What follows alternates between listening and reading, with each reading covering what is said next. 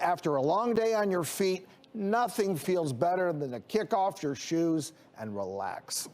Yeah, right? But a growing trend, a number of people are skipping shoes altogether and advocating for going barefoot even in public. So is this barefoot trend a buzz or bust? Well, I think I may agree with you there. So, but to figure this all out, we have podiatrist Dr. Ali Khosrabadi. He's joining us on Skype. So, Doc, tell us, is there a benefit to going barefoot? Is this trend healthy, filthy, buzz or bust? Let me tell you something about our feet. Our feet are very complex mechanical structures. So walking barefoot a few hours a day is beneficial to your feet, especially for children. I think a few hours a day, at least inside the house. I let my twins run around the house all the time without shoes because they need to build these muscles. I think the trend, though, and correct me if I'm wrong, Dr. Khosrabadi, is that people really are taking this trend outside the house, right? Right. I mean, we're seeing these photos, people talk about, advocates of this talk about earthing Right. and connecting to the earth and the electrons from the earth somehow helping you.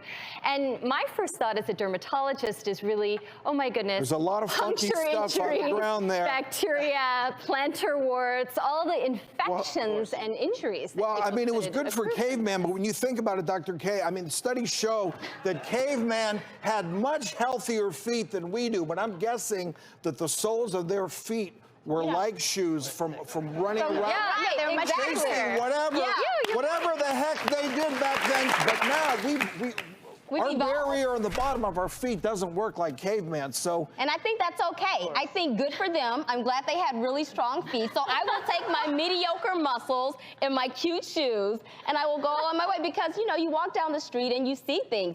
People have dogs and they pee or they poop or they spit all the time on the street. Like, I don't want that stuff seeping into my feet. I love my body. How about at the public beach? restrooms, Restrooms too. at the beach that are the subway. Everybody's barefoot. I've seen people barefoot at Dodger Stadium and the men urinal. I mean, that's no.